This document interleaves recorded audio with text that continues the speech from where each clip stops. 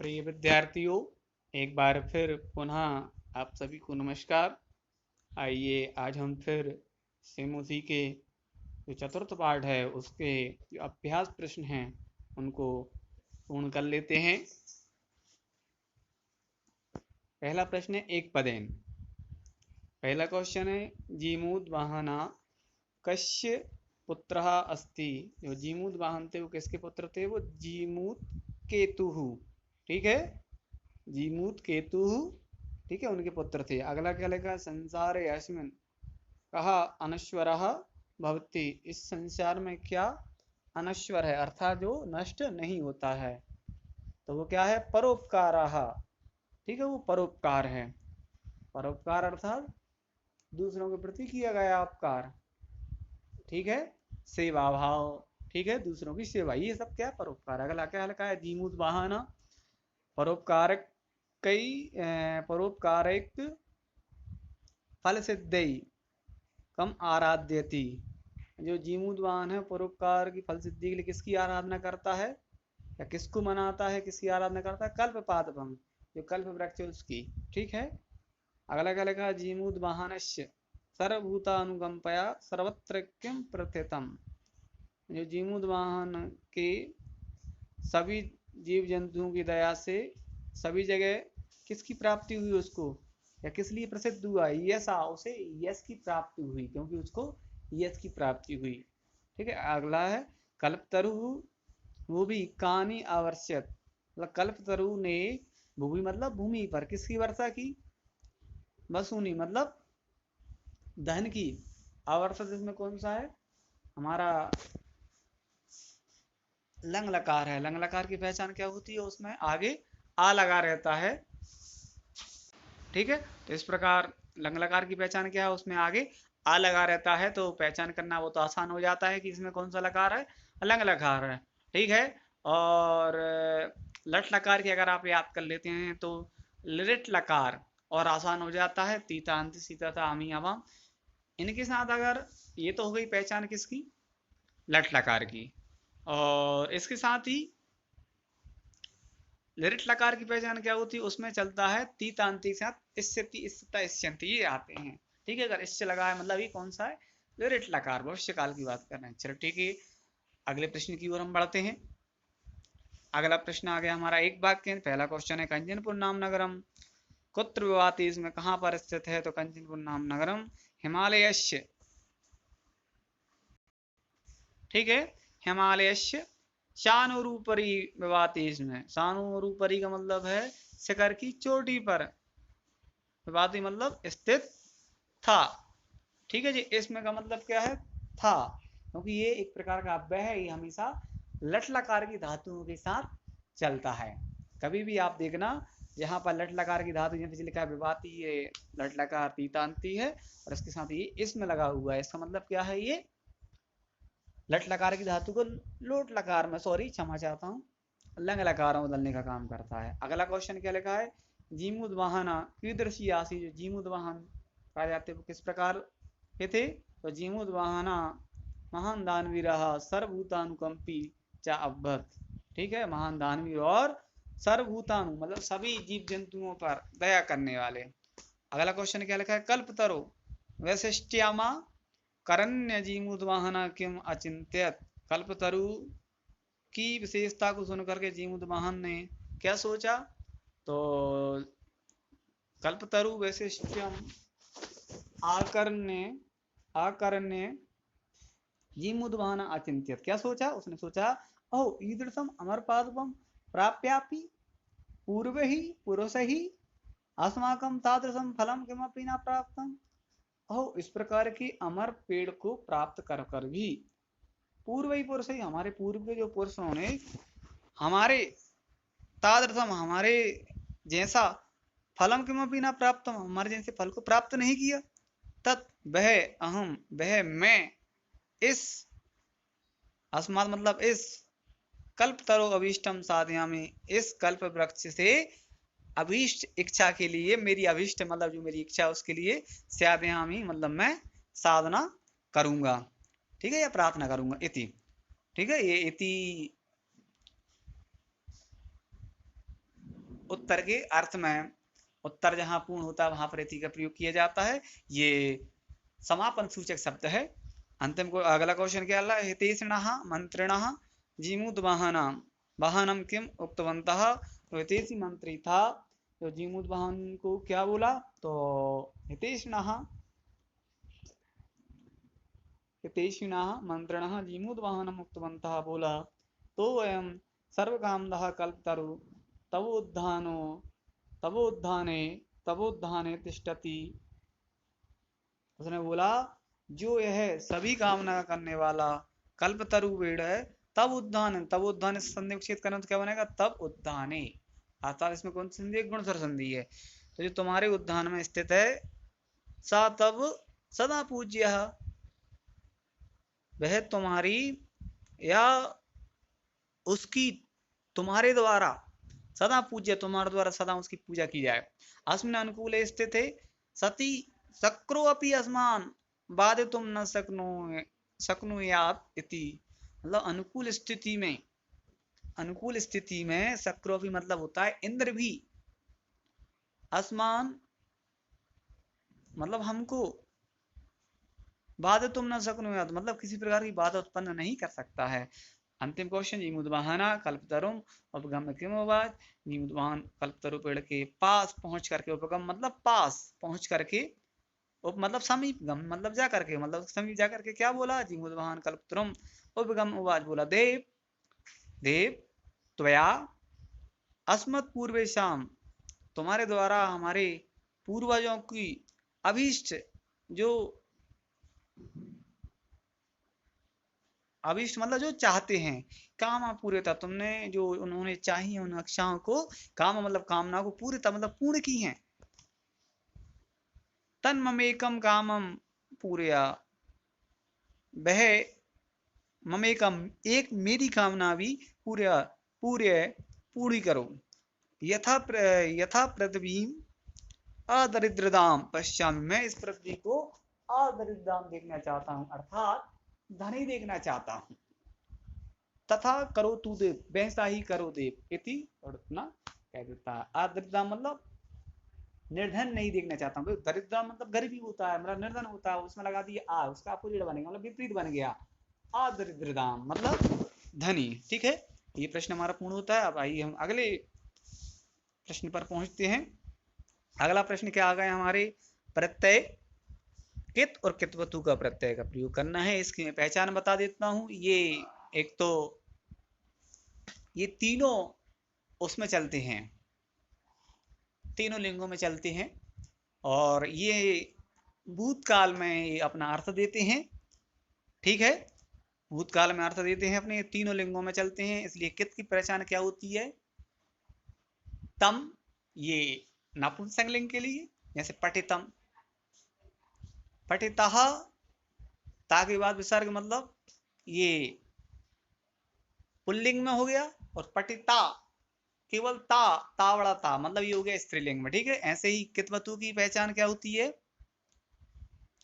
बान। ठीक है, बान के अलावा तवत भी होता है, तवतम, ये केवल बान है। बान के अलावा इसकी पहचान और क्या होती है, तवत होती है, तवतम होती है, और तवती होती है। तो तवतम मतलब नपुंसकलिंग, तवत मतलब पुल्लिंग, और तवती मतलब स्त्रीलिंग। ठीक है, तो चलिए क्या बताया है इन्होंने, कित मतलब इस प्रत्यय का प्रयोग हम किसमें करते हैं, मुख्यतः सामान्यतः कर्म वाच्य में होता है। कितवतु प्रत्यय का प्रयोग कर्तरी वाच्य में होता है। ठीक है, तो कित प्रत्यय जैसे लिखा है, जीमूत वाहनः हितैषी भी मंत्री भी उक्ता, उक्ता मतलब बोला। तो ये आपकी किस में गई बात, भूतकाल में, कहे हमारी लंग लकार में। ठीक है, तो जो जीमूत वाहन का हितैषी मंत्री था वो बोला। और कर्पण ही कसिचदपि अर्थः अर्थतः, कंजूस किसी ने धन को मांगा, अर्थता मतलब मांगा। ठीक है, ये भी उसी में बात गई। तो या अस्मत् काम पूर्णता, तुम्हारा द्वारा इस कामना को पूरा किया, तो ये भी उसमें ही चला गया आपका पूर्णतः। तो ये देखो सारे हमारे किसमें हैं, पूर्णतः, और ये उक्तः, ये सब किसमें है हमारे पुल्लिंग में दिए गए हैं। और ये यहाँ पर दिया गया हमारा प्रथितम, देखिए इसमें इसमें कौन सा नपुंसक लिंग में आया है। ठीक है, इसकी धातु अगर हम बात करेंगे, ठीक है, तो क्या हो जाएगी, उक्त में ब्रू धातु हो जाएगी या बच धातु हो जाएगी प्लस कित प्रत्यय हो जाएगा। ठीक है, ठीक है, तो इस प्रकार हम और आगे भी इनको और देखेंगे। ठीक, अब अगला क्या है, कित वतु प्रत्यय, इसकी पहचान एक तो बता दी हमने यहाँ पर, और मुख्यतः जो आपके पाठ पुस्तक में जो मिलेगी वो आपकी केवल बान मिलेगी। और अगर वो भी एक आध कोई उदाहरण मिल जाता है तो उसको भी अपन को देखना है।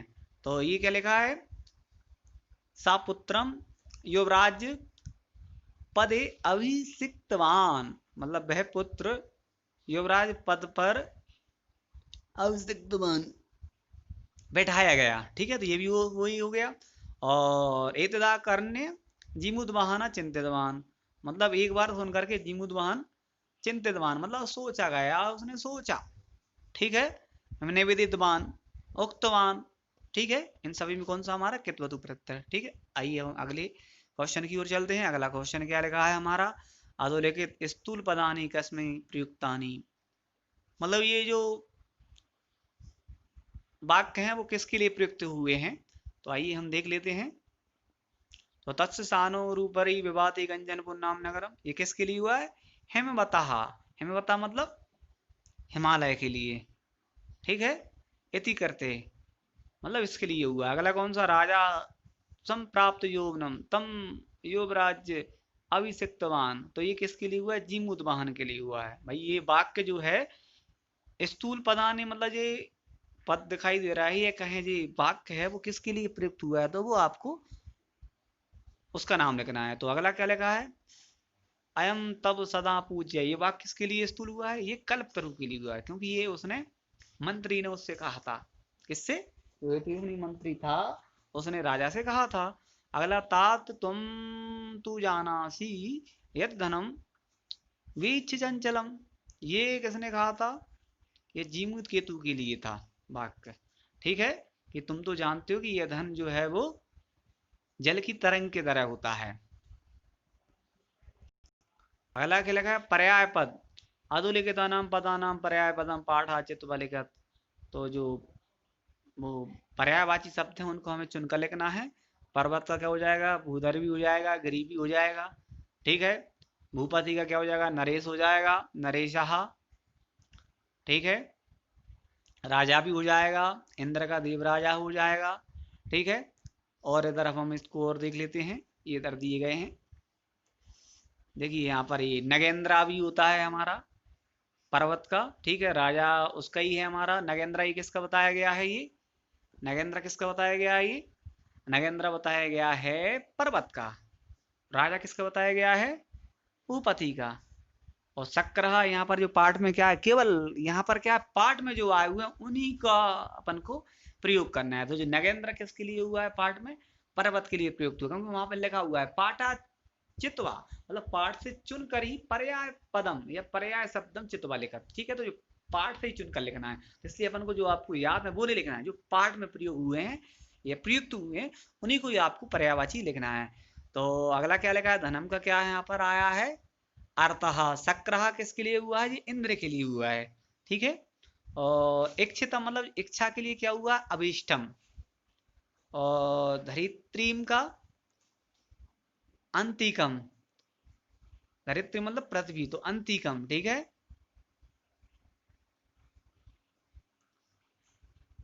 और अगला हमारा क्या लिखा हुआ है,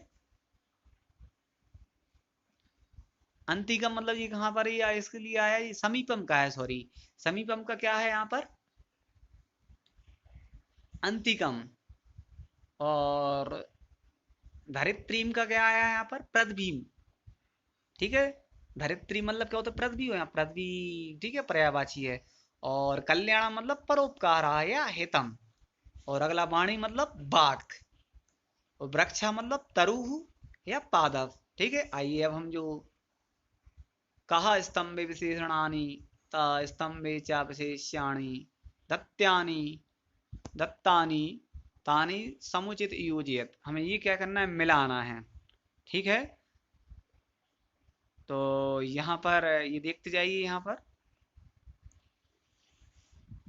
कुल क्रमागतः कल्पतरुः, दानवीरः जीमूतवाहनः था, और हितैषी भी कौन था, ये मंत्री था। अगर आपने पाठ को ध्यान से सुना है तो आप बहुत अच्छे से कर पाएंगे। और बीची वचंचलम, ये धनम होता है, और अनश्वरा क्या होता है, ये परोपकार होता है। ठीक है, इस प्रकार हमारा ये क्वेश्चन भी पूर्ण होता है। आइए अब अगले क्वेश्चन की ओर पढ़ते हैं।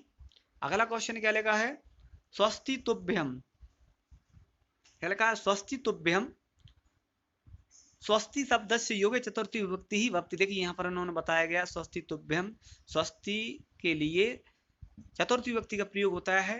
हम आपको बता दें, ये जो कारक प्रयोग आएंगे, जो कारक चिन्हों का प्रयोग करने जो आते हैं, आपके पहले जो बुक हुआ करती थी दूरबा, उसमें जो 5 नंबर के कारक आते थे, उनमें क्या करना पड़ता था कि जो कारकों का प्रयोग, क्वेश्चन आता था यथा उचित कारकम प्रयोगम करो। तो क्या होता था, ये वाक्य होता था, उसमें जहां पर आपको कारक का प्रयोग करना है वहां पर एक गलत कारक का प्रयोग किया हुआ होता था। आपको क्या करना होता था, उनके लिए कुछ नियम होते हैं, प्लस कुछ वाक्य को ध्यान में रखकर उनमें कारक का प्रयोग करना होता था। तो यहाँ पर क्या बताया गया, उन्होंने जो स्वस्ति शब्द है उसके लिए आपको चतुर्थी विभक्ति का प्रयोग करना है। ठीक है, तो इत्येन नियमेन अत्र चतुर्थी विभक्ति ही प्रयुक्ता। ये चतुर्थी विभक्ति के लिए स्वस्ति, स्वधा, अलम,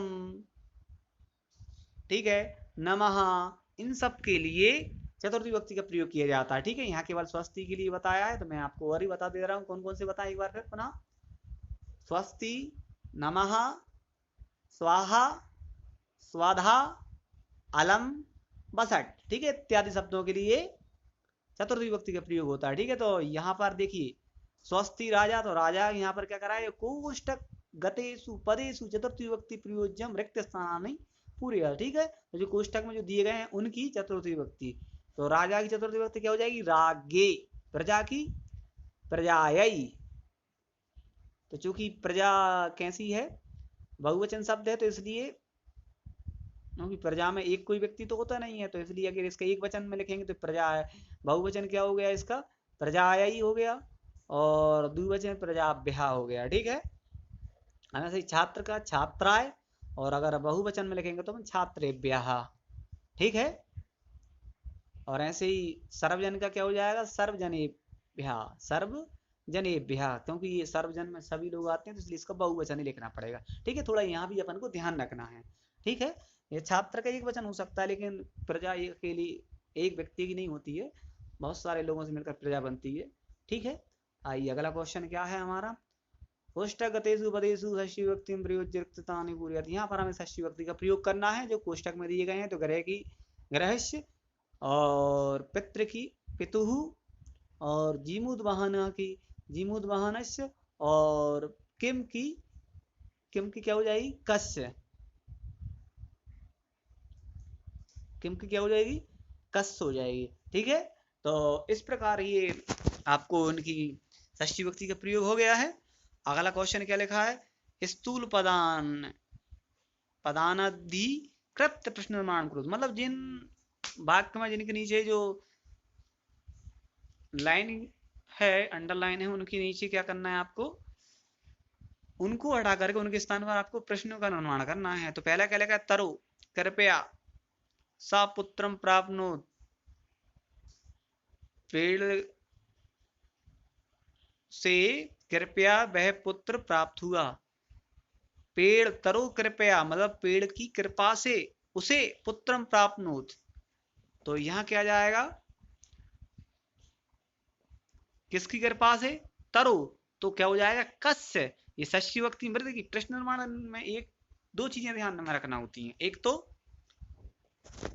जिस शब्द पर अंडरलाइन है वो कौन सी विभक्ति में है, आपको जब प्रश्न निर्माण करेंगे उसमें प्रश्न निर्माण जो शब्द होगा वो उसी विभक्ति का प्रयोग होगा, प्लस, ठीक है, और वाक्य के आधार पर हम उसका वचन देख लेंगे। ठीक है, तो तरो है, तो ये एक वचन है, तो इसलिए इसकी षष्ठी विभक्ति कस हो जाएगी।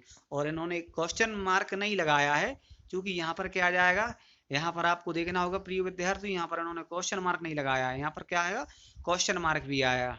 ठीक है, तो इन्होंने क्या है, क्वेश्चन मार्क नहीं लगाया था, यहाँ पर क्या आना था, क्वेश्चन मार्क आना था, क्योंकि इनने फुल स्टॉप लगा दिया, इनकी गलती है। ठीक है, चलिए अगले क्वेश्चन की ओर बढ़ते हैं अब हम। अगला क्वेश्चन क्या है हमारा, अगला क्वेश्चन है हमारा,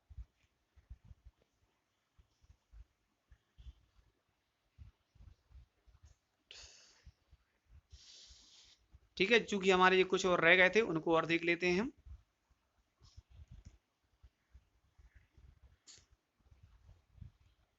चलो ठीक है, अगला क्या है, सा कल्प तरवे न वेदयत। ठीक है, तो कल्प तरवे इसमें चतुर्थी विभक्ति का प्रयोग किया गया है। ठीक है, तो इसलिए यहाँ पर क्या आ गया हमारा, कया, क्या आ गया हमारा, कया आ गया है। ठीक है,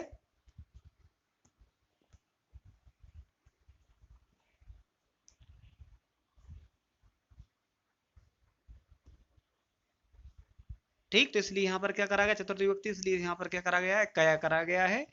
अगला, और यहाँ पर देखिए फुल स्टॉप लगाया गया, सभी जगह क्वेश्चन मार्क आना है, आपको ये गलती नहीं करना है, सब जगह क्या आएगा, क्वेश्चन मार्क आएगा। इन्होंने क्या है, सभी जगह गलती करा हुआ है। अगला क्वेश्चन क्या लिखा है हमारा, धन दृष्टिया, सॉरी धन वृष्टिया लिखा हुआ है, को अपि दरिद्र नातिष्ठत। ठीक है, तो यहाँ पर क्या लिखा है हमारा, धन की वर्षा से कोई भी दरिद्र ना रहे, तो क्या हो जाएगा, कल्पतरु, यहाँ पर क्या जाएगा हमारा, एक मिनट, ये थोड़ी आगे पीछे हो गया है, इसमें थोड़ा मिस्टेक हो गया है, फिर से समझ लेते हैं इसको। देखिए ये कल्प तरबे, इसमें कौन सी चतुर्थी विभक्ति थी, तो इसलिए यहाँ पर क्या जाएगा, कसमें, ये इसकी चतुर्थी विभक्ति है। ठीक है, क्योंकि मैंने अभी हाल आपसे पुनः क्या बोला था कि विभक्ति जो लगी हुई है आंसर में, क्वेश्चन वही लगाना, तो इसलिए इसका क्या हो जाएगा, कसमें। अगला क्या पूछा, धन वृष्टिया, थर्ड वाला, तो यहाँ पर क्या आ गया, कया, ये तृतीय विभक्ति में दिया था आंसर, फिर तृतीय विभक्ति में क्वेश्चन पूछ लिया। अगला क्या लिखा है, कल्पतरु प्रद्भिभ्याम धनानि आवर्ष्यत। ठीक है, तो इस पर कौन सा आ गया हमारा, कस्याम। ठीक है, यहाँ पर षष्ठी, सॉरी क्षमा चाहता हूँ, सप्तमी विभक्ति का प्रयोग हुआ है, रमाभ्याम। ठीक है, रमायाम। ठीक है, तो यहाँ पर भी क्या लिखा है, कस्याम। ठीक है, इसलिए, और अगला क्या पूछा है, अंतिम क्वेश्चन क्या लिखा है, जीवाणुकंपया, यहाँ पर भी तृतीय विभक्ति का प्रयोग हुआ है, और इसलिए आप भी यहाँ पर क्या करेंगे, कया। और देखिए इनमें कहीं पर भी क्वेश्चन मार्क नहीं लगाया गया है, आपको ध्यान रखना है, क्वेश्चन मार्क जरूर लगाना है। ठीक है, चलो अगले क्वेश्चन की ओर बढ़ते हैं। अगला क्वेश्चन आ गया है हमारा, रिक्त स्थान आ गए हैं, और इनमें क्या लिखा है, स्थानम समास विग्रह चाक्रोत, ये क्या है, समास विग्रह करके दिए गए हैं, इनका क्या करना है, आपको सामासिक पद लिखना है। देखिए दोनों चीजें करना होती है, या अगर विग्रह करके दिया गया है तो उसका सामासिक पद, मतलब उनको जोड़ करके लिखना है, योज्य जोड़ करके लिखना है। ठीक है, तो विद्याधराणाम पति, तो इसका क्या लिखा है, विद्याधर पति, इसमें कौन सी विभक्ति का प्रयोग हुआ है, इसमें कौन सा समास है, तत्पुरुष समास है। चूंकि विद्यार्थी इसमें लिखा नहीं है, लेकिन हमें इसके जो एक्स्ट्रा फैक्ट हैं उनको भी आपको समझते चलना है। ठीक है, चलिए अगला क्वेश्चन क्या लिखा है हमारा, गृह उद्याने, जिसका समास विग्रह करना है आपको, तो क्या हो जाएगा, गृह से उद्यान है, इसमें भी देखिएगा तत्पुरुष समास है। देखिए तत्पुरुष समास जो होता है उसका परिभाषा क्या होती है, उसकी परिभाषा होती है जिसमें द्वितीय व्यक्ति से लेकर सप्तमी व्यक्ति तक का लोप होता है, और विग्रह करने पर जो पहला शब्द आता है, क्योंकि देखिए समास में दो ही पद होते हैं। ठीक है, पहला पद और उत्तर पद। ठीक, तो जो पहला पद होता है उसमें कोई ना कोई व्यक्ति के साथ जरूर विग्रह किया जाता है। तो देखिए ऐसे पहला विद्याराणाम लिखा हुआ था ना, विद्याधराणाम, इसमें षष्ठी व्यक्ति का, तो तत्पुरुष समास की बहुत आसान है, इसमें जिस व्यक्ति का प्रयोग किया गया वही समास होता है, मतलब षष्ठी का षष्ठी तत्पुरुष, पंचमी का पंचमी तत्पुरुष। ठीक है, तो इसमें षष्ठी तो षष्ठी तत्पुरुष। अगर क्या लिखा है, नगानाम इंद्रा, नगानाम इंद्रा। ठीक है, तो जो क्या हो जाएगा, पर्वतों का राजा, तो इसलिए नगेंद्र। ठीक है, इसमें कौन सी विभक्ति का प्रयोग करा गया है? इसमें षष्ठी का करा गया है। अगला क्या लिखा है? परेशान उपकारः, इसमें षष्ठी तत्पुरुष, तो ये भी हमारा षष्ठी तत्पुरुष हो जाएगा। अगला क्या लिखा है? जीवानाम अनुकंपया, तो यहाँ पर भी षष्ठी विभक्ति का प्रयोग है, इसलिए यहाँ पर भी हमारा कौन सा हो जाएगा? षष्ठी तत्पुरुष। इस प्रकार हमारा ये समास का तत्पुरुष समास हमने समझ लिया। ठीक है, तो और कोई, मुझे लग रहा है कोई दिक्कत नहीं होना चाहिए। तत्पुरुष समास में क्या होता है? दूसरा पद क्या होता है? प्रधान होता है। ठीक है, तो ये विद्याधर है, किसके हैं?